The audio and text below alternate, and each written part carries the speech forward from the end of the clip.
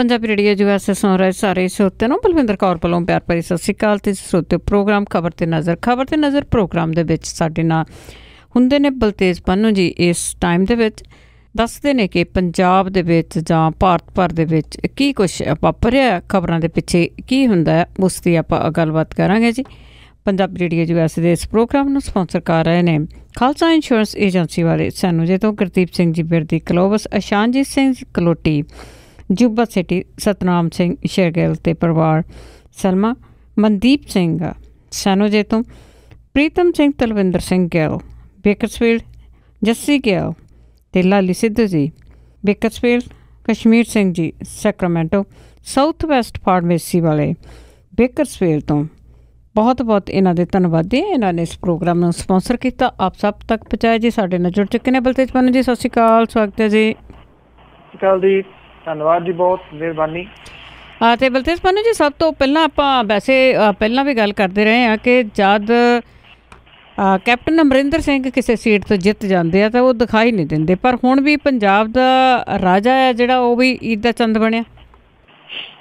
ਬਿਲਕੁਲ ਜੀ, ਅੱਜ ਵੈਸੇ ਈਦ ਦਾ ਤਿਉਹਾਰ ਵੀ ਹੈ ਜੀ ਇੱਥੇ, ਤੁਹਾਡੇ ਤਾਂ ਅਜੇ ਕੱਲ੍ਹ ਨੂੰ ਹੋਣਾ ਜੀ। ਸੋ ਈਦ ਦੇ ਮੌਕੇ ਦੇ ਉੱਤੇ ਚੰਦ ਦੀ ਗੱਲ ਜਿਹੜੀ ਹੈ ਜੀ ਉਹ ਹੁੰਦੀ ਆ, ਪਰ ਪੰਜਾਬ ਦੇ ਵਿੱਚ ਜਿਹੜੇ ਮੁੱਖ ਮੰਤਰੀ ਨੇ ਜੀ ਉਹ ਈਦ ਦਾ ਚੰਦ ਹੋਏ ਪਏ ਨੇ। 100 ਦਿਨ ਸਰਕਾਰ ਨੂੰ ਹੋ ਗਏ, ਪਰ ਕੈਪਟਨ ਸਾਹਿਬ ਦੇ ਦਰਸ਼ਨਾਂ ਨੂੰ ਪੰਜਾਬ ਵਾਲੇ ਜਿਹੜੇ ਆ ਜੀ ਉਹ ਤਰਸ ਰਹੇ ਨੇ ਜੀ। ਉਹਨਾਂ ਨੇ ਜਿਹੜੇ ਬਹੁਤੇ ਜ਼ਿਲ੍ਹੇ ਨੇ ਅਜੇ ਤੱਕ ਕੈਪਟਨ ਅਮਰਿੰਦਰ ਸਿੰਘ ਹੋਰਾਂ ਦੇ ਦਰਸ਼ਨਾਂ ਨੂੰ ਵਾਂਝੇ ਨਹੀਂ। ਈਵਨ ਉਹਨਾਂ ਦਾ ਆਪਣਾ ਸ਼ਹਿਰ, ਉਹਨਾਂ ਦਾ ਘਰ ਪਟਿਆਲਾ, ਜਿੱਥੇ ਉਹ ਇੱਕ ਵਾਰੀ ਵੀ ਨਹੀਂ ਜਿਹੜਾ ਜੀ ਉਹ ਆਏ, ਔਰ 53 ਦਿਨ ਤੋਂ ਬਾਅਦ ਉਹ ਇੱਕ ਵਾਰੀ ਜਿਹੜਾ ਉਹ ਨਿਕਲੇ ਸਨ, ਅੰਮ੍ਰਿਤਸਰ ਗਏ ਤੇ ਦਰਬਾਰ ਸਾਹਿਬ ਮੱਥਾ ਟੇਕਿਆ, ਔਰ ਦੁਰਗਿਆਣਾ ਮੰਦਿਰ ਗਏ ਤੇ ਤਰਨਤਾਰਨ ਦੇ ਡਿਸਟ੍ਰਿਕਟ ਦੇ ਵਿੱਚ ਜਿਹੜਾ ਇੱਕ ਸ਼ਹੀਦ ਹੋਇਆ ਸੀਗਾ ਜੀ ਉਹਦੇ ਘਰ ਉਹ ਗਏ ਸਨ। ਉਹਨਾਂ ਨੇ 100 ਦਿਨਾਂ ਦੇ ਦੌਰਾਨ ਚੰਡੀਗੜ੍ਹ ਤੋਂ ਬਿਨਾਂ ਦਿੱਲੀ, ਮੁੰਬਈ, ਹਿਮਾਚਲ ਦੇ ਗੇੜੇ ਤਾਂ ਵਾਰ-ਵਾਰ ਮਾਰੇ ਆ, ਪਰ ਪੰਜਾਬ ਦੀ ਫੇਰੀ ਜਿਹੜੀ ਹੈ ਜੀ ਉਹਨਾਂ ਦੀ ਇੱਕੋ ਸੀ। 8 ਅਪ੍ਰੈਲ ਨੂੰ ਉਹ ਜ਼ੀਰਕਪੁਰ ਦੇ ਵਿੱਚ ਇੱਕ ਸਟੋਰ ਦਾ ਉਦਘਾਟਨ ਕਰਨ ਦੇ ਵਾਸਤੇ ਜਿਹੜਾ ਉਹ ਗਏ ਸੀਗੇ। ਉਹਨਾਂ ਨੇ ਕੋਈ ਪ੍ਰੈਸ ਕਾਨਫਰੰਸ ਜਿਹੜੀ ਹੈ ਜੀ ਉਹ ਨਹੀਂ ਕੀਤੀ। ਮੀਡੀਆ ਤੋਂ ਵੀ ਦੂਰੀ ਜਿਹੜੀ ਹੈ ਜੀ ਉਹ ਬਣਾ ਕੇ ਚੱਲ ਰਹੇ ਨੇ, ਔਰ ਸਮੁੱਚਾ ਮਾਲਵਾ ਜਿਹੜਾ ਜੀ ਉਹ ਕੈਪਟਨ ਅਮਰਿੰਦਰ ਸਿੰਘ ਹੋਰਾਂ ਦੇ ਦਰਸ਼ਨਾਂ ਨੂੰ ਤਰਸਿਆ ਪਿਆ ਜੀ। ਪਟਿਆਲੇ ਜਿੱਥੋਂ ਉਹ ਚੋਣ ਜਿੱਤੇ ਸਨ ਉੱਥੇ ਉਹ ਆਏ ਨਹੀਂ। ਹਾਰਨ ਵਾਲੀ ਜਗ੍ਹਾ ਜਿਹੜੀ ਲੰਬੀ ਸੀਗੀ ਉੱਥੋਂ ਤਾਂ ਕੋਈ ਜਿਹੜਾ ਚਾਂਸ ਸੀ ਨਹੀਂ ਜਾਰੀ। ਉਹਨਾਂ ਦਾ ਜਿਹੜਾ ਜੱਦੀ ਪਿੰਡ ਹੈ, ਉਹਨਾਂ ਦੇ ਪੁਰਖਿਆਂ ਦਾ ਮਹਿਰਾਜ, ਉਹ ਵੀ ਕਈ ਵਾਰੀ ਜਿਹੜਾ ਜੀ ਉਹ ਪੁੱਛ ਚੁੱਕੇ ਨੇ ਚੰਡੀਗੜ੍ਹ ਤੋਂ ਕਿ ਕਦੋਂ ਜਿਹੜਾ ਜੀ ਉਹ ਇੱਥੇ ਆਉਣਗੇ। ਉਹਨਾਂ ਦੇ ਪਿੰਡ ਛੱਡੋ ਜੀ, ਈਵਨ ਸ਼ਹਿਰ ਜਿੱਥੇ ਉਹਨਾਂ ਦਾ ਰਹਿਣ ਬਸੇਰਾ, 4 ਚੁਫੇਰੇ ਉਹਨਾਂ ਦਾ ਮਹਿਲ ਜਿਹੜਾ ਜੀ ਉਹ ਪੁਲਿਸ ਨੇ ਘੇਰਿਆ ਹੋਇਆ, ਤੰਬੂ ਲਾ ਕੇ 24 ਘੰਟੇ ਡਿਊਟੀ ਜਿਹੜੀ ਹੈ ਜੀ ਉੱਥੇ ਹੁੰਦੀ ਆ, ਪਰ ਇੱਕ ਵਾਰੀ ਵੀ ਉਹ ਇੱਥੇ ਆਪਣੇ ਮਹਿਲ ਦੇ ਵਿੱਚ ਜਿਹੜਾ ਉਹ ਆਏ ਨਹੀਂ। ਜਿਹੜੇ ਉਹਨਾਂ ਦੇ ਨੇੜਲੇ ਸੂਤਰ ਨੇ ਉਹ ਕਹਿੰਦੇ ਨੇ ਕਿ ਕੈਪਟਨ ਅਮਰਿੰਦਰ ਸਿੰਘ ਹੋਰਾਂ ਦੇ ਪੈਰ ਨੂੰ ਪਹਿਲਾਂ ਮੋਚ ਆ ਗਈ ਸੀ, ਉਸ ਤੋਂ ਬਾਅਦ ਵਿਧਾਨ ਸਭਾ ਦੇ ਸੈਸ਼ਨ 'ਚ ਰੁੱਝੇ ਰਹੇ, ਔਰ ਉਹਨਾਂ ਨੇ ਕਿਹਾ ਕਿ ਉਹਨਾਂ ਦਾ ਪ੍ਰੋਗਰਾਮ ਜਿਹੜਾ ਜੀ ਉਹ ਆਉਂਦੇ ਦਿਨਾਂ ਦੇ ਦੌਰਾਨ ਛੇਤੀ ਬਣ ਸਕਦਾ ਪੰਜਾਬ ਦਾ। ਉਹ ਤੱਕ ਦਮਦਮਾ ਸਾਹਿਬ ਤੇ ਹੋਰ ਥਾਵਾਂ ਦੇ ਉੱਤੇ ਜਿਹੜਾ ਜੀ ਉਹ ਜਾਣਗੇ। ਪਰ ਇਹ ਕਿਹਾ ਜਾ ਰਿਹਾ ਜੀ ਕਿ ਕੈਪਟਨ ਅਮਰਿੰਦਰ ਸਿੰਘ ਹੋਰਾਂ ਦੀ ਗੈਰ ਹਾਜ਼ਰੀ ਜਿਹੜੀ ਹੈ ਜੀ ਇਸ ਵਾਰੀ ਲੋਕਾਂ ਨੂੰ ਜ਼ਿਆਦਾ ਰੜਕਦੀ ਆ। ਮਾਲਵੇ ਦੇ ਵਿੱਚ ਖਾਸ ਤੌਰ ਦੇ ਉੱਤੇ ਬਾਦਲ ਦੀਆਂ ਬਾਰ-ਬਾਰ ਫੇਰੀਆਂ ਲੋਕਾਂ ਨੂੰ ਤੰਗ ਕਰਦੀਆਂ ਸੀਗੀਆਂ, ਤੇ ਕੈਪਟਨ ਅਮਰਿੰਦਰ ਸਿੰਘ ਹੋਰਾਂ ਦੀ ਬਿਲਕੁਲ ਵੀ ਜਿਹੜੀ ਫੇਰੀ ਨਾ ਪੈਣੀ ਇਹ ਲੋਕਾਂ ਨੂੰ ਜਿਹੜੀ ਹੈ ਜੀ ਉਹ ਤੰਗ ਕਰ ਰਹੀ ਆ। ਇਸ ਵਾਰੀ ਉਹਨਾਂ ਦਾ ਸੁਭਾਅ, ਉਹਨਾਂ ਦਾ ਤਰੀਕਾ ਬਿਲਕੁਲ ਜਿਹੜਾ ਜੀ ਉਹ ਬਦਲਿਆ ਹੋਇਆ, ਜਿਹੜਾ 2002 ਦੇ ਵਿੱਚ ਮੁੱਖ ਮੰਤਰੀ ਬਣਨ ਤੋਂ ਬਾਅਦ ਸੀਗਾ। ਸੋ ਇਹ ਅਜੇ ਕੁਛ ਨਹੀਂ ਪਤਾ ਕਿ ਪੰਜਾਬ ਦੇ ਵਿੱਚ ਉਹ ਕਦੋਂ ਆਉਣਗੇ ਔਰ ਕਿਹੜੇ ਸ਼ਹਿਰ ਆਉਣਗੇ। ਜੀ ਵੈਸੇ ਲੋਕ ਤਾਂ ਜ਼ਰੂਰ ਉਡੀਕਦੇ ਆ ਉਹਨਾਂ ਨੂੰ। ਤੇ ਅੱਗੇ ਆਪਾਂ ਕਿਸਾਨਾਂ ਦੀ ਜੇ ਗੱਲ ਕਰੀਏ ਤਾਂ ਕਿਸਾਨ ਆੜ੍ਹਤੀਆਂ ਦੇ ਬਹੀ ਖਾਤਿਆਂ ਦੇ ਵਿੱਚ ਹੀ ਉਲਝੇ। ਬਿਲਕੁਲ ਜੀ, ਪੰਜਾਬ ਦੇ ਕਿਸਾਨਾਂ ਦਾ ਜਿਹੜਾ ਕਰਜ਼ੇ ਦੀ ਗੱਲਬਾਤ ਆ ਜਿਹੜੀ ਉਹ ਚੱਲਦੀ ਹੋਈ ਆ। ਜਿਹੜਾ ਸਮੁੱਚਾ ਕਰਜ਼ਾ ਮਾਫ਼ ਕਰਨ ਦਾ ਵਾਅਦਾ ਕਰਕੇ ਸੱਤਾ ਦੇ ਵਿੱਚ ਆਈ ਕਾਂਗਰਸ ਦੀ ਜਿਹੜੀ ਸਰਕਾਰ ਆ ਉਹਦੇ ਵੱਲੋਂ ਹੁਣ 2 ਲੱਖ ਰੁਪਏ ਤੱਕ ਦਾ ਫਸਲੀ ਕਰਜ਼ਾ ਮੁਆਫ਼ ਕਰਨ ਦੇ ਨਾਲ ਆੜ੍ਹਤੀਆਂ ਦੇ ਕਰਜ਼ੇ ਦੇ ਬਾਰੇ ਦੇ ਵਿੱਚ ਵੀ ਜਿਹੜੇ ਜੀ ਉਹ ਸਵਾਲ ਵੱਡੇ ਹੋ ਕੇ ਸਾਹਮਣੇ ਆਉਣੇ ਸ਼ੁਰੂ ਹੋਏ। ਪਹਿਲਾਂ ਵੀ ਕਮੇਟੀਆਂ ਕਮਿਸ਼ਨ ਬਣੇ, ਸਰ ਛੋਟੂ ਰਾਮ ਵੱਲੋਂ 1934 ਵਿੱਚ ਬਣਾਏ ਕਰਜ਼ਾ ਨਿਬੇੜਨ ਕਾਨੂੰਨ ਦੇ ਨੇੜੇ ਤੇੜੇ ਕੋਈ ਵੀ ਜਾਣ ਨੂੰ ਤਿਆਰ ਨਹੀਂ ਹੈ। ਮੁੱਖ ਮੰਤਰੀ ਨੇ ਹੁਣ ਬਾਦਲ ਸਰਕਾਰ ਵੱਲੋਂ ਬਣਾਏ ਅੱਧੇ ਅਧੂਰੇ ਕਰਜ਼ਾ ਨਿਬੇੜੂ ਬਿੱਲ ਵਿੱਚ ਸੋਧ ਲਈ ਕਮੇਟੀ ਬਣਾਉਣ ਦਾ ਫੈਸਲਾ ਕੀਤਾ। ਪੁਰਾਣੀਆਂ ਕਮੇਟੀਆਂ ਨੂੰ ਵੇਖਦਿਆਂ ਕਿਸਾਨਾਂ ਤੇ ਮਜ਼ਦੂਰਾਂ ਨੂੰ ਨਵੀਂ ਕਮੇਟੀ ਤੇ ਭਰੋਸਾ ਕਰਨਾ ਜਿਹੜਾ ਜੀ ਔਖਾ ਹੋ ਰਿਹਾ। ਪੰਜਾਬ ਦੇ ਖੇਤੀ ਖੇਤਰ ਵਿੱਚੋਂ ਆੜ੍ਹਤੀਆਂ ਨੂੰ ਮਨਫੀ ਕਰਨਾ ਤੇ ਕਿਸਾਨਾਂ ਨੂੰ ਸ਼ਾਹੂਕਾਰਾਂ ਦੇ ਕਰਜ਼ੇ ਤੋਂ ਨਿਜਾਤ ਦਿਵਾਉਣੀ ਵੱਡੀ ਚੁਣੌਤੀ ਬਣੀ ਹੋਈ ਆ। ਫਸਲਾਂ ਦੀ ਖਰੀਦ ਤੇ ਆੜ੍ਹਤ ਦੇ ਨਾਲ ਸੰਬੰਧਿਤ ਕੰਮਾਂ ਤੋਂ ਹੁੰਦੀ ਮੋਟੀ ਕਮਾਈ ਆੜ੍ਹਤੀਆਂ ਨੂੰ ਸਿਆਸੀ ਸਰਪ੍ਰਸਤੀ ਦਿਵਾਉਣ ਲਈ ਪ੍ਰਭਾਵੀ ਜਿਹੜੀ ਹੈ ਜੀ ਉਹ ਸਾਬਤ ਹੋ ਰਹੀ ਹੈ। National bank for agriculture and rural development ਦੇ ਵੱਲੋਂ ਪੰਜਾਬ ਖੇਤੀਬਾੜੀ ਯੂਨੀਵਰਸਿਟੀ ਤੋਂ ਆੜ੍ਹਤੀਆ ਪ੍ਰਣਾਲੀ ਤੇ ਕਾਰ ਵਿਹਾਰ ਸੰਬੰਧੀ ਕੁਝ ਸਮਾਂ ਪਹਿਲਾਂ ਇੱਕ ਅਧਿਐਨ ਜਿਹੜਾ ਕਰਾਇਆ ਗਿਆ ਸੀ। ਉਹ ਇਹ ਦੱਸਦਾ ਹੈ ਕਿ ਪੰਜਾਬ ਦੇ ਸਮੂਹ ਆੜ੍ਹਤੀਆਂ ਨੂੰ ਇਸ ਸਮੇਂ ਜਿਣਸਾਂ ਦੀ ਵਿਕਰੀ ਤੋਂ ਮਿਲਦੇ ਕਮਿਸ਼ਨ ਤੇ ਆੜ੍ਹਤ ਦੇ ਨਾਲ ਸੰਬੰਧਿਤ ਦੁਕਾਨਦਾਰੀ ਤੋਂ ਸਾਲਾਨਾ 3000 ਕਰੋੜ ਰੁਪਏ ਤੋਂ ਵੱਧ ਦੀ ਆਮਦਨ ਹੁੰਦੀ ਆ। ਖੇਤੀ ਯੂਨੀਵਰਸਿਟੀ ਦੇ ਮੁਤਾਬਕ ਪ੍ਰਤੀ ਕਿਸਾਨ ਦੇ ਸਿਰ ਕਰਜ਼ਾ ਇਸ ਵੇਲੇ 8 ਲੱਖ ਰੁਪਏ ਦੇ ਕਰੀਬ ਜਿਹੜਾ ਪਹੁੰਚ ਗਿਆ। ਇਹਦੇ ਵਿੱਚੋਂ ਆੜ੍ਹਤੀਆਂ ਦਾ ਕਰਜ਼ਾ ਪੌਣੇ 2 ਲੱਖ ਰੁਪਏ ਜਿਹੜਾ ਜੀ ਪਰ ਕਿਸਾਨ ਦੇ ਉੱਤੇ ਹੈਗਾ। ਪੰਜਾਬ ਐਗਰੀਕਲਚਰ ਦੇ ਜਿਹੜੇ ਮਾਹਰ ਨੇ ਉਹ ਇਹ ਮੰਨਦੇ ਨੇ ਕਿ ਆੜ੍ਹਤੀਆਂ ਨੇ ਪਿਛਲੇ ਸਾਲਾਂ ਦੇ ਦੌਰਾਨ ਕਣਕ ਝੋਨਾ ਨਰਮੇ ਦੇ ਕਮਿਸ਼ਨ ਤੋਂ 1500 ਕਰੋੜ ਰੁਪਏ ਦੇ ਕਰੀਬ ਕਮਾਈ ਕੀਤੀ ਆ ਔਰ ਪੰਜਾਬ ਦੇ ਆੜ੍ਹਤੀਆਂ ਨੂੰ ਸਾਲ 99-90 ਦੌਰਾਨ ਜਿਨਸਾਂ ਤੋਂ ਮਿਲਦੇ ਕਮਿਸ਼ਨ ਤੋਂ ਮਹਿਜ਼ ਕੋਈ 376 ਕਰੋੜ ਰੁਪਏ ਦੀ ਆਮਦਨ ਜਿਹੜੀ ਆ ਜੀ ਉਹ ਹੁੰਦੀ ਸੀ। ਭਾਵ ਕਿ ਛਾਲਾਂ ਮਾਰਦਿਆਂ ਜਿਹੜੀ ਆ ਜੀ ਇਹਨਾਂ ਆੜ੍ਹਤੀਆਂ ਦੀ ਆਮਦਨ ਵਧੀ ਆ। ਜਦੋਂ ਕਿ ਜਿਹੜੀਆਂ ਕਮੇਟੀਆਂ ਵਗੈਰਾ ਬਣਦੀਆਂ ਨੇ ਜਾਂ ਜਿਹੜੇ ਇਹਨਾਂ ਗੱਲਾਂ 'ਚ ਮਾਹਰ ਨੇ ਉਹ ਇਹ ਕਹਿੰਦੇ ਨੇ ਕਿ ਇਹਨਾਂ ਵਹੀਆਂ ਦਾ ਜਿਹੜਾ ਜੀ ਉਹ ਹਿਸਾਬ ਕਿਤਾਬ ਲੱਗ ਹੀ ਨਹੀਂ ਸਕਦਾ ਕਿਉਂਕਿ ਲੀਗਲੀ ਕੁਛ ਨਹੀਂ ਹੈਗਾ। ਇਹ ਇਲੀਗਲ ਹੀ ਸਾਰਾ ਕੁਝ ਜਿਹੜਾ ਜੀ ਉਹ ਚੱਲਦਾ। ਜਿਹੜੇ ਕਿਸਾਨ ਦਖਸ਼ਤ ਕਰ ਲੈਂਦੇ ਨੇ ਉਹਨਾਂ ਦੇ ਦਖਸ਼ਤ ਕਰਵਾ ਲਏ ਜਾਂਦੇ ਨੇ। ਜਿਹੜੇ ਗੂਠਾ ਲਾਉਂਦੇ ਨੇ ਗੂਠਾ ਜਿਹੜਾ ਜੀ ਉਹਨਾਂ ਦੀਆਂ ਵਹੀਆਂ ਦੇ ਉੱਤੇ ਲੱਗ ਜਾਂਦਾ। ਵਹੀਆਂ ਕਿੰਨੀਆਂ ਨੇ, ਕੋਈ ਕੱਚੀਆਂ ਰੱਖੀਆਂ ਨੇ, ਕੋਈ ਪੱਕੀਆਂ ਰੱਖੀਆਂ ਨੇ, ਕਈ ਕਿਸਮ ਦੀਆਂ ਜਿਹੜੀਆਂ ਵਹੀਆਂ ਨੇ। ਜੇ ਕਿਤੇ ਇਹਨਾਂ ਸਾਰਾ ਹਿਸਾਬ ਕਿਤਾਬ ਇਹਦਾ ਲਾਉਣਾ ਹੋਵੇ ਤੇ ਇਹ ਪੋਸੀਬਲ ਹੀ ਨਹੀਂ ਹੈ ਜੀ ਜਿਹੜਾ ਲਾਇਆ ਜਾ ਸਕੇ। ਮੰਨ ਲਓ ਅੱਬਲ ਤਾਂ ਇਹ ਪੋਸੀਬਲ ਨਹੀਂ ਹੋਣਾ। ਜੇ ਕੱਲ ਨੂੰ ਇਹ ਕਿਹਾ ਜਾਵੇ ਕਿ ਆੜ੍ਹਤੀਆਂ ਵਾਲਾ ਕਰਜ਼ਾ ਵੀ ਜਿਹੜਾ ਜੀ ਉਹ ਮੁਆਫ ਹੋ ਸਕਦਾ ਤੇ ਫਿਰ ਖਰੇ ਇੱਕ ਵਹੀ ਦੀ ਜਗ੍ਹਾ ਦੇ ਉੱਤੇ ਕਿੰਨੀਆਂ ਵਹੀਆਂ ਜਿਹੜੀਆਂ ਜੀ ਉਹ ਨਿਕਲ ਆਉਣੀਆਂ। ਇਹ ਗੱਲ ਸਰਕਾਰ ਨੂੰ ਵੀ ਪਤਾ ਜੀ। ਬਿਲਕੁਲ ਜੀ, ਆੜ੍ਹਤੀਆਂ ਦੀਆਂ ਵਹੀਆਂ ਦੇ ਵਿੱਚ ਤਾਂ ਸਦੀਆਂ ਤੋਂ ਫਸੇ ਹੋਏ ਨੇ ਲੋਕ। ਵੈਸੇ ਅਜਮੇਰ ਔਲਖ ਦੀ ਜੇ ਗੱਲ ਕਰੀਏ ਤੇ ਪਿੰਡਾਂ ਦੇ ਹਜ਼ਾਰਾਂ ਦੀ ਗਿਣਤੀ ਵਿੱਚ ਲੋਕ ਹੈ ਜਿਹੜੇ ਉਹਨਾਂ ਨੇ ਸ਼ਰਧਾਂਜਲੀ ਭੇਂਟ ਕੀਤੀ। ਜੀ ਪਿਛਲੇ ਦਿਨੀ ਜਿਹੜਾ ਕੈਂਸਰ ਦੀ ਬਿਮਾਰੀ ਦੇ ਨਾਲ ਜੂਝਦਿਆਂ ਹੋਇਆਂ ਦੁਨੀਆ ਤੋਂ ਤੁਰ ਗਏ ਲੋਕਾਂ ਦੇ ਜਿਹੜੇ ਨਾਟਕਕਾਰ ਸੀ, ਕਿਰਤੀਆਂ ਦੇ ਨਾਟਕਕਾਰ ਜਿਹੜੇ ਸੀਗੇ ਜੀ, ਅਜਮੇਰ ਔਲਖ ਹੋਰਾਂ ਨੂੰ ਇੱਕ ਸ਼ਰਧਾਂਜਲੀ ਜਿਹੜੀ ਦਿੱਤੀ ਗਈ ਮਾਨਸਾ ਦੇ ਵਿੱਚ ਔਰ ਹਜ਼ਾਰਾਂ ਦੀ ਗਿਣਤੀ ਦੇ ਵਿੱਚ ਆਮ ਲੋਕ ਜਿਹੜੇ ਮਜ਼ਦੂਰ ਕਿਸਾਨ ਜਿਹੜੇ ਸਨ ਦੀ ਉਹ ਪਹੁੰਚੇ ਔਰ ਉਹਨਾਂ ਨੇ ਇੱਥੇ ਅਨਾਜ ਮੰਡੀ ਦੇ ਵਿੱਚ ਜਿਹੜੀ ਸੀਗੀ ਜੀ ਪੰਜਾਬੀ ਲੇਖਕ ਸਭਾ ਲੋਕ ਕਲਾ ਮੰਚ ਔਲਖ ਪਰਿਵਾਰ ਦੇ ਵੱਲੋਂ ਜਿਹੜਾ ਸੀਗਾ ਜੀ ਇਹ ਸਮਾਗਮ ਕੀਤਾ ਗਿਆ। ਜੋ ਉਹ ਲਿਖ ਕੇ ਗਏ ਸੀਗੇ ਜੀ ਕਿ ਇੱਕ ਤਾਂ ਇਹਦੇ ਵਿੱਚ ਸ਼ਰਧਾਂਜਲੀਆਂ ਦੇਣ ਵਾਲਿਆਂ ਦੀ ਲਿਸਟ ਜਿਹੜੀ ਹੈ ਜੀ ਉਹ ਲੰਬੀ ਨਾ ਹੋਵੇ, ਜਿਹਦੇ ਕਰਕੇ ਸਿਰਫ ਗੁਰਭਜਨ ਭੁੱਲਰ, ਸੁਰਜੀਤ ਪਾਤਰ, ਆਤਮਜੀਤ ਤੇ ਸਰਬਜੀਤ ਸਿੰਘ ਹੋਰਾਂ ਨੇ ਹੀ ਜਿਹੜਾ ਸੀਗਾ ਜੀ ਉਹ ਮੰਚ ਤੋਂ ਔਲਖ ਹੋਰਾਂ ਨੂੰ ਸ਼ਰਧਾਂਜਲੀ ਦਿੱਤੀ। ਉਹਨਾਂ ਨੇ ਇਹ ਵੀ ਲਿਖਿਆ ਸੀਗਾ ਕਿ ਕੋਈ ਰਾਜਨੀਤਿਕ ਬੰਦਾ ਜਿਹੜਾ ਜੀ ਉਹਨਾਂ ਨੂੰ ਸ਼ਰਧਾਂਜਲੀ ਨਾ ਦੇਵੇ। ਪਰਿਵਾਰ ਨੇ ਇਸ ਚੀਜ਼ ਦਾ ਉਚੇਚੇ ਤੌਰ ਦੇ ਉੱਤੇ ਧਿਆਨ ਜਿਹੜਾ ਜੀ ਉਹ ਰੱਖਿਆ। ਕਿਸੇ ਰਾਜਨੀਤਿਕ ਹਸਤੀ ਨੂੰ ਬੋਲਣ ਉੱਥੋਂ ਜਿਹੜਾ ਜੀ ਉਹ ਨਹੀਂ ਦਿੱਤਾ ਗਿਆ। ਨਾ ਬਹੁਤੀਆਂ ਜਿਹੜੀਆਂ ਸੀਗੀਆਂ ਰਾਜਨੀਤਿਕ ਹਸਤੀਆਂ ਉੱਥੇ ਪਹੁੰਚੀਆਂ। ਸ਼ਾਇਦ ਉਹਦਾ ਰੀਜ਼ਨ ਇਹੀ ਸੀਗਾ, ਉਹਨਾਂ ਨੂੰ ਪਤਾ ਸੀਗਾ ਜੀ ਕਿ ਉੱਥੇ ਬੋਲਣ ਜਿਹੜਾ ਜੀ ਉਹ ਦੇਣਾ ਨਹੀਂ ਕਿਸੇ ਨੇ।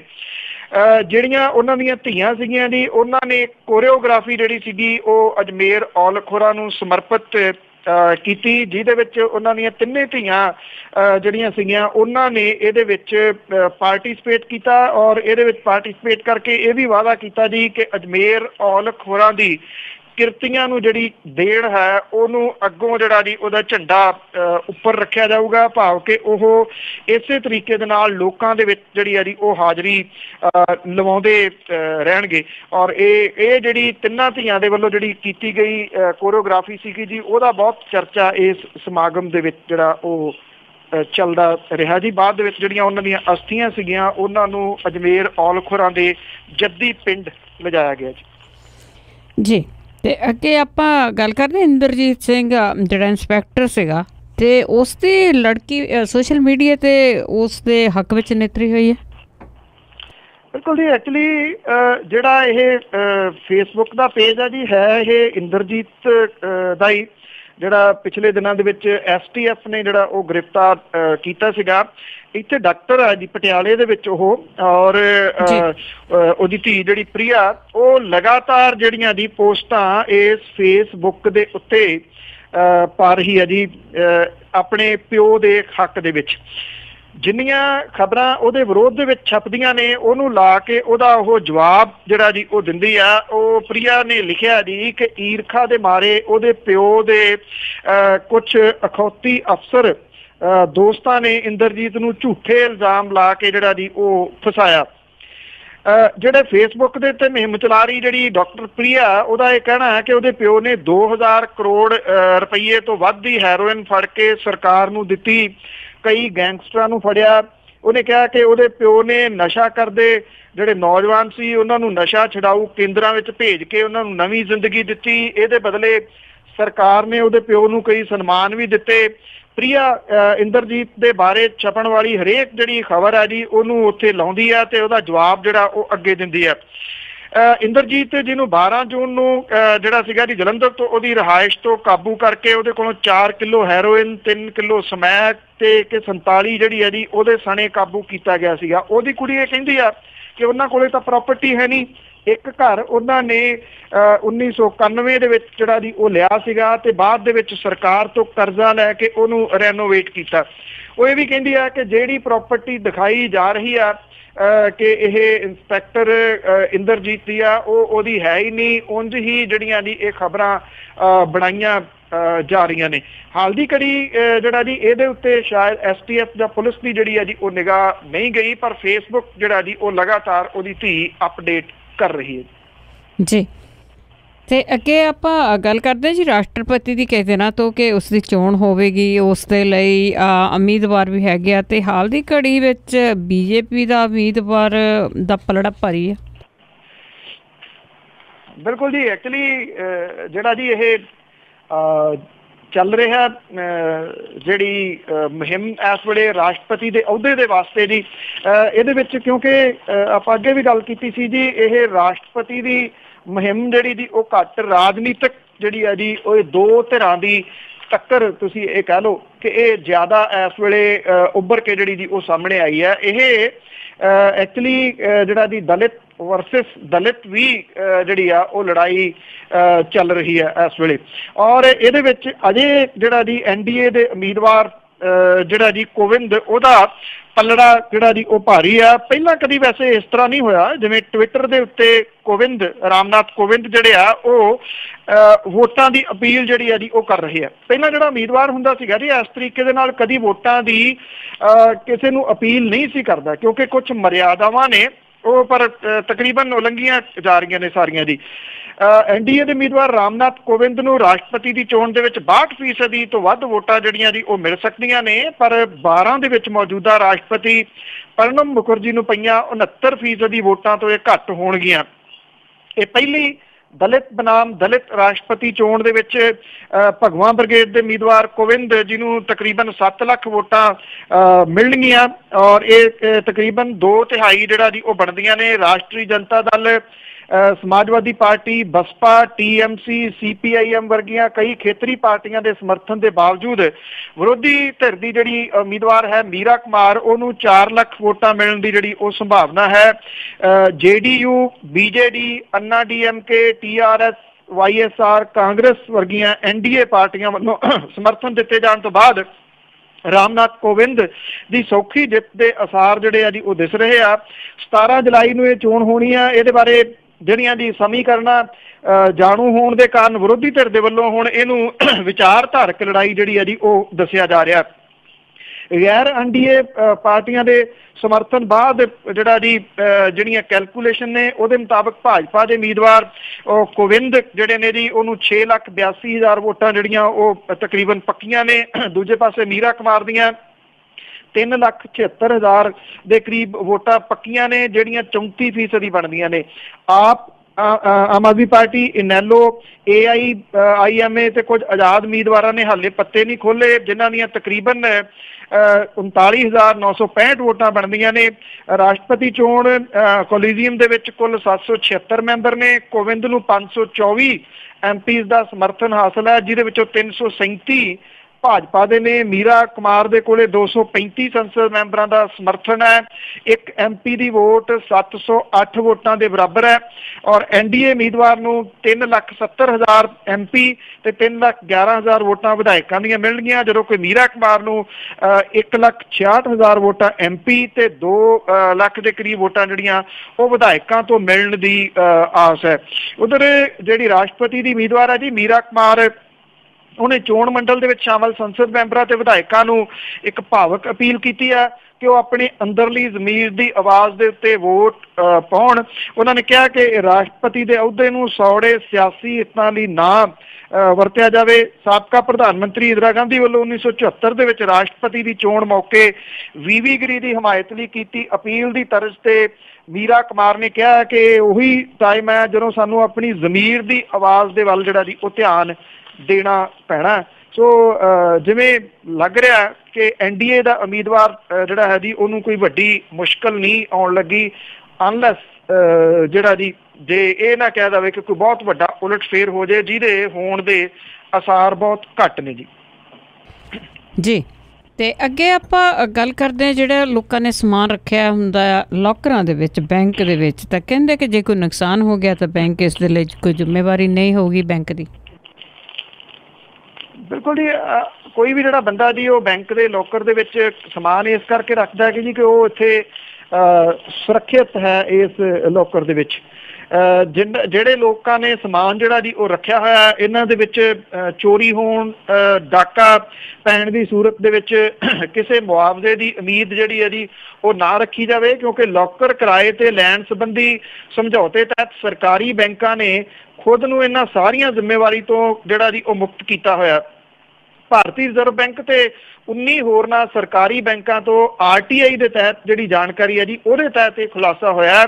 ਔਰ ਇਸ ਖੁਲਾਸੇ ਤੋਂ ਹੈਰਾਨ ਪਰੇਸ਼ਾਨ ਇੱਕ ਵਕੀਲ ਜਿਹੜੇ ਨੇ ਜਿਹਨੇ ਕਾਨੂੰਨ ਦੇ ਤਹਿਤ ਇਹ ਮੰਗੀ ਸੀਗੀ ਜੀ ਜਾਣਕਾਰੀ ਕਿ ਬੈਂਕਾਂ ਦੇ ਵੱਲੋਂ ਲੋਕਰ ਸੇਵਾ ਦੇ ਨਾਂ ਦੇ ਉੱਤੇ ਕੀਤੀ ਜਾ ਰਹੀ ਜੁੱਟਬੰਦੀ ਦੇ ਮੁਕਾਬਲੇ ਦੇ ਉਲਟ ਵਿਹਾਰ ਖਿਲਾਫ ਜਿਹੜਾ ਭਾਰਤੀ ਮੁਕਾਬਲਾ ਕਮਿਸ਼ਨ ਹੈ ਉਹਦੇ ਕੋਲੇ ਪਹੁੰਚ ਕੀਤੀ। ਵਕੀਲ ਨੇ CCI ਨੂੰ ਇਹ ਦੱਸਿਆ ਜੀ ਕਿ RTI ਦੇ ਤਹਿਤ ਜਿਹੜੀ ਜਾਣਕਾਰੀ ਆ ਭਾਰਤੀ ਰਿਜ਼ਰਵ ਬੈਂਕ ਨੇ ਇਹ ਕਿਹਾ ਕਿ ਲੋਕਰ ਲੈਣ ਵਾਲੇ ਗਾਹਕਾਂ ਨੂੰ ਹੋਣ ਵਾਲੇ ਨੁਕਸਾਨ ਦੇ ਲਈ ਉਹਨੇ ਨਾ ਤਾਂ ਕੋਈ ਵਿਸ਼ੇਸ਼ ਹਦਾਇਤਾਂ ਜਾਰੀ ਕੀਤੀਆਂ ਨੇ, ਨਾ ਕਿਸੇ ਤਰ੍ਹਾਂ ਦੇ ਮਾਪਦੰਡ ਜਿਹੜੇ ਆ ਜੀ ਉਹ ਤੈਅ ਕੀਤੇ ਆ।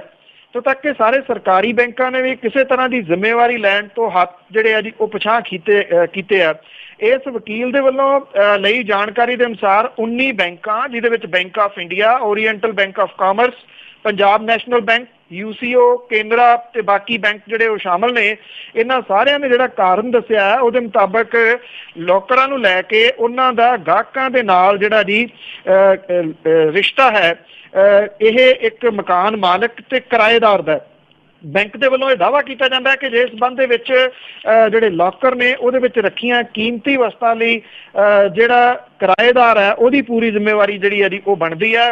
ਕੁਝ ਬੈਂਕਰਾਂ ਨੇ ਲੋਕਰ ਕਿਰਾਏ ਤੇ ਦੇਣ ਬਾਰੇ ਸਮਝੌਤੇ 'ਚ ਵੀ ਇਹ ਸਾਫ਼ ਕੀਤਾ ਹੋਇਆ ਕਿ ਲੋਕਰ ਦੇ ਵਿੱਚ ਰੱਖੀਆਂ ਸਮਾਨ ਦਾ ਜੋਖਮ ਗਾਹਕ ਦਾ ਆਪਣਾ ਹੋਵੇਗਾ ਤੇ ਉਹ ਇਹਨਾਂ ਕੀਮਤੀ ਵਸਤਾਂ ਦਾ ਬੀਮਾ ਜਿਹੜਾ ਜੀ ਉਹ ਆਪਣਾ ਕਰਵਾ ਲੈਣ ਤੇ ਬੈਂਕ ਜਿਹੜੇ ਆ ਇਹਦੇ ਵਾਸਤੇ ਜ਼ਿੰਮੇਵਾਰ ਨਹੀਂ। ਬੇਸ਼ੱਕ ਹੋ ਸਕਦਾ ਜੀ ਕਿ ਕੁਛ ਦੇ ਵਾਸਤੇ ਇਹ ਖਬਰ ਜਿਹੜੀ ਹੈ ਜੀ ਬੜੀ ਛੋਟੀ ਜੀ ਹੋਵੇ, ਪਰ ਇਹਦੇ ਮਾਇਨੇ ਜਿਹੜੇ ਜੀ ਉਹ ਬਹੁਤ ਵੱਡੇ ਨੇ, ਕਿਉਂਕਿ ਅਕਸਰ ਜਿਹੜਾ ਕੀਮਤੀ ਸਮਾਨ ਹੈ ਜਿਹਦੇ ਵਿੱਚ ਗਹਿਣਾ ਗੱਟਾ ਤੇ ਹੋਰ ਜਿਹੜੇ ਕਾਗਜ਼ ਪੱਤਰ ਜ਼ਰੂਰੀ ਨੇ ਉਹ ਲੋਕਰਾਂ ਦੇ ਵਿੱਚ ਲੋਕ ਜਿਹੜਾ ਜੀ ਉਹ ਰੱਖਦੇ ਨੇ।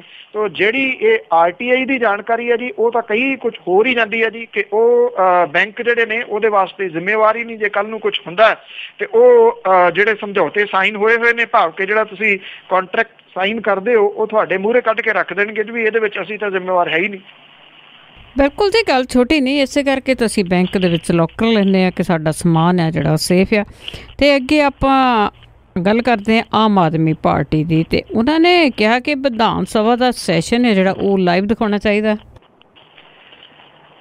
ਅਮਨ ਅਰੋੜਾ ਜਿਹੜੇ ਨੇ ਜੀ ਉਹਨਾਂ ਨੇ ਇੱਕ ਪ੍ਰੈਸ ਕਾਨਫਰੰਸ ਜਿਹੜੀ ਹੈ ਜੀ ਉਹ ਕੀਤੀ। ਐਕਚੁਅਲੀ ਕੱਲ੍ਹ ਤੋਂ ਚਰਚਿਤ ਕੁਝ ਜ਼ਿਆਦਾ ਨੇ ਅਮਨ ਅਰੋੜਾ ਹੋਰੀ, ਕਿਉਂਕਿ ਉਹਨਾਂ ਦਾ ਬਿਆਨ ਇੱਕ ਅਖਬਾਰ ਦੇ ਵਿੱਚ ਜਿਹੜਾ ਲੱਗਿਆ ਸੀਗਾ, ਜਿਹਦੇ ਵਿੱਚ ਉਹ ਇਹ ਕਹਿ ਰਹੇ, ਉਹਨਾਂ ਨੇ ਕਿਹਾ ਸੀਗਾ ਕਿ ਜੇ ਅਕਾਲੀ ਦਲ ਨੂੰ ਲੋੜ ਪਈ ਤੇ ਅਸੀਂ ਵੀ ਉਹਨਾਂ ਦੀ ਸਪੋਰਟ ਕਰਾਂਗੇ ਜਿਵੇਂ ਉਹਨਾਂ ਨੇ ਸਪੋਰਟ ਕੀਤੀ ਹੈ।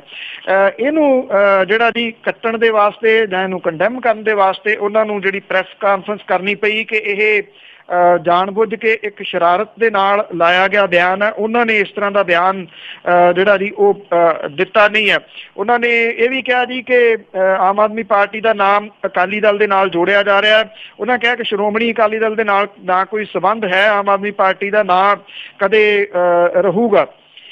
ਉਹਨਾਂ ਨੇ ਇਹ ਮੰਗ ਜਿਹੜੀ ਹੈ ਜੀ ਕੀਤੀ ਹੈ ਕਿ ਲੋਕ ਸਭਾ ਤੇ ਰਾਜ ਸਭਾ ਦੇ ਵਾਂਗੂ ਪੰਜਾਬ ਵਿਧਾਨ ਸਭਾ ਦੀ ਕਾਰਵਾਈ ਨੂੰ ਵੀ ਟੀਵੀ ਚੈਨਲਾਂ ਦੇ ਉੱਤੇ ਸਿੱਧਾ ਵਿਖਾਉਣਾ ਚਾਹੀਦਾ ਹੈ, ਤਾਂ ਕਿ ਪੰਜਾਬ ਦੇ ਲੋਕਾਂ ਨੂੰ ਪਤਾ ਲੱਗ ਸਕੇ ਕਿ ਕਿਵੇਂ ਪੰਜਾਬ ਦੀ ਕਾਂਗਰਸ ਸਰਕਾਰ ਦੇ ਵੱਲੋਂ ਵਿਰੋਧੀ ਧਿਰ ਦੀ ਆਵਾਜ਼ ਜਿਹੜੀ ਹੈ ਜੀ ਉਹਨੂੰ ਦਬਾਇਆ ਜਾ ਰਿਹਾ।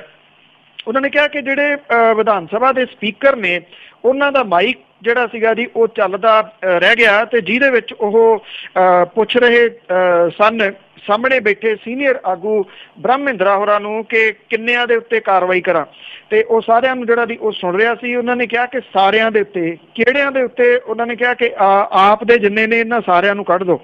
ਇਸ ਕਰਕੇ ਉਹਨਾਂ ਨੇ ਇਹ ਕਿਹਾ ਕਿ ਇੱਕ ਸਾਜ਼ਿਸ਼ ਦੇ ਤਹਿਤ ਆਮ ਆਦਮੀ ਪਾਰਟੀ ਨੂੰ ਜਿਹੜਾ ਦੀ ਉੱਥੋਂ ਚੁਕਾ ਕੇ ਬਾਹਰ ਸੁਟਾਇਆ ਗਿਆ, ਕਿਉਂਕਿ ਉਹ ਸਵਾਲ ਜਿਹੜਾ ਦੀ ਉਹ ਕਰਨਾ ਚਾਹੁੰਦੀ ਸੀ। ਉਹਨਾਂ ਨੇ ਇਹ ਵੀ ਗੱਲ ਕਹੀ ਕਿ ਜਦੋਂ ਕਾਂਗਰਸ ਵਿਰੋਧੀ ਧਿਰ ਦੇ ਵਿੱਚ ਸੀ ਉਦੋਂ ਕਾਂਗਰਸ ਨੇ ਕੀ ਕੁਝ ਕੀਤਾ, ਇਹਦੀ ਵੀਡੀਓ ਵੀ ਪਈ ਹੈ, ਇਹਦੀਆਂ ਫੋਟੋਆਂ ਵੀ ਪਈਆਂ ਨੇ ਕਿ ਜਿਹੜੇ ਜਗਮੋਹਨ ਸਿੰਘ ਕੰਗ ਸਨ ਉਹਨਾਂ ਨੇ ਸਪੀਕਰ ਨੂੰ ਹੇਠਾਂ ਸੁੱਟ ਕੇ ਕੁਰਸੀ ਦੇ ਉੱਤੇ ਕਬਜ਼ਾ ਕਰ ਲਿਆ ਸੀਗਾ ਔਰ ਕੁਰਸੀ ਦੇ ਉੱਤੇ ਬਹਿ ਗਏ ਸਨ। ਤੇ ਇਸ ਵੇਲੇ ਕੈਬਨਿਟ ਮੰਤਰੀ ਜਿਹੜੇ ਚਰਨਜੀਤ ਸਿੰਘ ਚੰਨੀ ਨੇ ਉਹ ਜਿਹੜੇ ਵਿਧਾਨ ਸਭਾ ਦੇ ਸਪੀਕਰ ਸਨ ਉਹਨਾਂ ਦੇ ਟੇਬਲ ਦੇ ਉੱਤੇ ਚੜ੍ਹ ਗਏ ਸਨ। ਉਹ ਕਹਿੰਦੇ ਜਦੋਂ ਇੱਥੋਂ ਤੱਕ ਕਬਜ਼ਾ ਤੱਕ ਕਰ ਲਿਆ ਗਿਆ ਉਦੋਂ ਵਿਧਾਇਕਾਂ ਦੇ ਖਿਲਾਫ ਕੋਈ ਕਾਰਵਾਈ ਜਿਹੜੀ ਸੀ ਉਹ ਨਹੀਂ ਕੀਤੀ ਗਈ, ਤੇ ਹੁਣ ਸਿਰਫ ਇੱਕ ਫਾਈਲ ਸੁੱਟਣ ਕਰਕੇ ਹੀ ਜਿਹੜੀ ਸੀ ਉਹ ਕਾਰਵਾਈ ਏਡੀ ਵੱਡੀ ਕਿਉਂ ਕਰ ਦਿੱਤੀ ਗਈ। ਇਹ ਗੱਲ ਜਿਹੜੀ ਹੈ ਜੀ ਉਹ ਕਹਿੰਦੇ ਸਾਡੇ ਸਮਝ ਤੋਂ ਪਰੇ ਵਾਲੀ ਹੈ ਜੀ। ਤੇ ਅੱਗੇ ਆਪਾਂ ਅਖੀਰ ਦੇ ਵਿੱਚ ਗੱਲ ਕਰਦੇ ਹਾਂ ਜੀ, ਜਦੋਂ ਗੌਰਮੈਂਟਾਂ ਕੋਲ ਕੁਝ ਨਹੀਂ ਹੁੰਦਾ ਸਪੈਸ਼ਲੀ ਇੰਡੀਆ ਦੇ ਵਿੱਚ, ਤਾਂ ਐਮਰਜੈਂਸੀ ਦਾ ਮੁੱਦਾ ਪਤਾ ਨਹੀਂ ਕਿੱਥੋਂ ਆ ਜਾਂਦਾ। ਬੀਜੇਪੀ ਤੇ ਕਾਂਗਰਸ ਦੇ ਵਿੱਚ ਇਹ ਮੁੱਦਾ ਬਣਾਈ ਬੈਠੇ ਨੇ ਐਮਰਜੈਂਸੀ ਨੂੰ। ਇਹ ਮਨ ਕੀ ਬਾਤ ਕਰਦੇ ਨੇ ਜੀ ਪ੍ਰਧਾਨ ਮੰਤਰੀ, ਔਰ ਉਹਨਾਂ ਨੇ ਇਸ ਵਾਰ ਇਹਨੂੰ ਜਿਹੜਾ ਜੀ ਫੇਰ ਇਹ ਬੇਹੀ ਕੜੀ ਜਿਹੜੀ ਹੈ ਜੀ ਉਹਨੂੰ ਉਬਾਲ ਦੇਣ ਦੀ ਕੋਸ਼ਿਸ਼ ਕੀਤੀ। ਉਹਨਾਂ ਨੇ ਐਮਰਜੈਂਸੀ ਨੂੰ ਯਾਦ ਕਰਦਿਆਂ ਹੋਇਆ ਮਨ ਕੀ ਬਾਤ ਕੀਤੀ ਜੀ ਕਿ ਇਸ ਤਰ੍ਹਾਂ ਦੀ ਕਾਲੀ ਰਾਤ ਨੂੰ ਜਿਹੜਾ ਜੀ ਉਹ ਭੁਲਾਇਆ ਨਹੀਂ ਜਾ ਸਕਦਾ। ਔਰ ਉਹਨਾਂ ਨੇ ਇਹ ਵੀ ਗੱਲ ਜਿਹੜੀ ਕੀਤੀ ਕਿ ਜਮਹੂਰੀਅਤ ਪਸੰਦਾਂ ਨੇ ਪ੍ਰਧਾਨ ਮੰਤਰੀ ਇੰਦਰਾ ਗਾਂਧੀ ਦੇ ਵੱਲੋਂ ਥੋਪੀ ਐਮਰਜੈਂਸੀ ਦੇ ਖਿਲਾਫ ਵੱਡੀ ਜੰਗ ਲੜੀ ਹੈ। ਉਹਨਾਂ ਨੇ ਕਿਹਾ ਕਿ ਬੜਾ ਜ਼ਰੂਰੀ ਹੈ ਕਿ ਅਜਿਹੀਆਂ ਘਟਨਾਵਾਂ ਨੂੰ ਯਾਦ ਰੱਖਿਆ ਜਾਵੇ ਜਿਨ੍ਹਾਂ ਜਮਹੂਰੀਅਤ ਨੂੰ ਢਾਹ ਲਾਈ ਹੈ। ਇਹ ਜਿਹੜਾ ਮਨ ਕੀ ਬਾਤ ਪ੍ਰੋਗਰਾਮ ਦੇ ਵਿੱਚ ਐਮਰਜੈਂਸੀ ਦੇ ਬਾਬਤ ਕੀਤੀਆਂ ਜਿਹੜੀਆਂ ਟਿੱਪਣੀਆਂ ਸੀਗੀਆਂ, ਇਹਦੇ ਲਈ ਨਰਿੰਦਰ ਮੋਦੀ ਹੋਰਾਂ ਨੂੰ ਨਿਸ਼ਾਨਾ ਬਣਾਉਂਦਿਆਂ ਹੋਇਆ ਕਾਂਗਰਸ ਨੇ ਇਹ ਕਿਹਾ ਜੀ ਕਿ ਉਹਨਾਂ ਨੂੰ ਇਹ ਗੱਲ ਯਾਦ ਰੱਖਣੀ ਚਾਹੀਦੀ ਹੈ ਕਿ ਭਾਜਪਾ ਦੇ ਰਾਜ ਦੇ ਦੌਰਾਨ ਮੁਲਕ ਦੇ ਵਿੱਚ ਅਣਐਲਾਨੀ ਐਮਰਜੈਂਸੀ ਦਾ ਸਾਹਮਣਾ ਜਿਹੜਾ ਜੀ ਉਹ ਕਰਨਾ ਪੈ ਰਿਹਾ। ਉਹਨਾਂ ਨੇ ਕਿਹਾ ਕਿ ਮੁਲਕ ਦੀ ਸਭ ਤੋਂ ਪੁਰਾਣੀ ਪਾਰਟੀ ਨੇ ਇਹ ਵੀ ਕਿਹਾ ਜੀ ਕਿ 1975 ਚ ਲਾਈ ਐਮਰਜੈਂਸੀ ਭੁੱਲ ਸੀ, ਪਾਰਟੀ ਨੇ ਇਹਦੇ ਤੋਂ ਸਬਕ ਸਿੱਖਿਆ। ਜਿਹੜੇ ਟੌਮ ਵਾਡਿਕਨ ਨੇ ਉਹਨੇ ਇਹ ਕਿਹਾ ਕਿ ਪ੍ਰਧਾਨ ਮੰਤਰੀ ਐਮਰਜੈਂਸੀ ਨੂੰ ਯਾਦ ਕਰਨ ਦੀ ਗੱਲ ਕਰਦੇ ਆ, ਸਾਨੂੰ ਐਮਰਜੈਂਸੀ ਦਾ ਚੇਤਾ ਹੈ, ਪਰ ਅਸੀਂ ਉਹਨਾਂ ਨੂੰ ਇਹ ਕਹਿੰਦੇ ਆ ਕਿ ਉਹ ਮੁਲਕ ਨੂੰ ਦਰਪੇਸ਼ ਅਣਐਲਾਨੀ ਐਮਰਜੈਂਸੀ ਨੂੰ ਵੀ ਯਾਦ ਰੱਖਣ।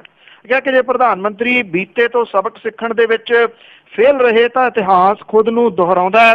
ਪਾਰਟੀ ਜਿਹੜੀ ਕਾਂਗਰਸ ਪਾਰਟੀ ਆ ਉਹਦੇ ਬੁਲਾਰੇ ਨੇ ਇਹ ਵੀ ਗੱਲ ਕਹੀ ਹੈ ਕਿ ਅਸੀਂ ਮੰਨਦੇ ਹਾਂ ਕਿ ਐਮਰਜੈਂਸੀ ਲਾਗੂ ਕਰਨਾ ਭੁੱਲ ਸੀ, ਅਸੀਂ ਇਹਦੇ ਤੋਂ ਸਬਕ ਸਿੱਖਿਆ, ਪਰ ਸਾਨੂੰ ਸਾਡੀਆਂ ਗਲਤੀਆਂ ਦੱਸਣ ਤੋਂ ਪਹਿਲਾਂ ਖੁਦ ਦੀਆਂ ਜਿਹੜੀਆਂ ਭੁੱਲਾਂ ਨੇ ਉਹਨੂੰ ਦਰੁਸਤ ਪ੍ਰਧਾਨ ਮੰਤਰੀ ਹੋਰਾਂ ਨੂੰ ਕਰਨਾ ਚਾਹੀਦਾ।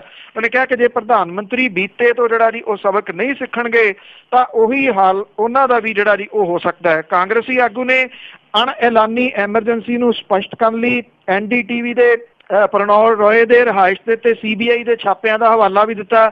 ਆਗੂ ਨੇ ਕਿਹਾ ਕਿ ਮੋਦੀ ਰਾਜ ਦੇ ਵਿੱਚ ਮੰਤਰੀਆਂ ਦਾ ਸਮੂਹ ਅੱਜ ਸੁੰਗੜ ਕੇ ਇੱਕ ਨਾਂ ਦੇ ਉੱਤੇ ਜਿਹੜਾ ਜੀ ਉਹ ਸੀਮਤ ਹੋ ਕੇ ਰਹਿ ਗਿਆ।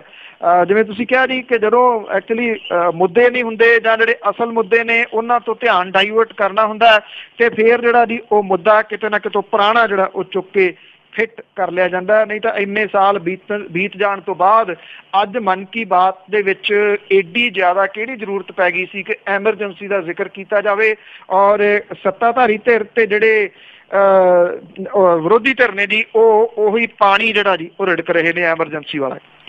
ਜੀ ਜੀ ਬਿਲਕੁਲ, ਕੁਛ ਹੈ ਨਹੀਂ ਨਾ ਕਰਨੇ ਨੂੰ। ਤਾਂ ਤੁਹਾਡਾ ਬਹੁਤ ਬਹੁਤ ਧੰਨਵਾਦ ਹੈ ਜੀ।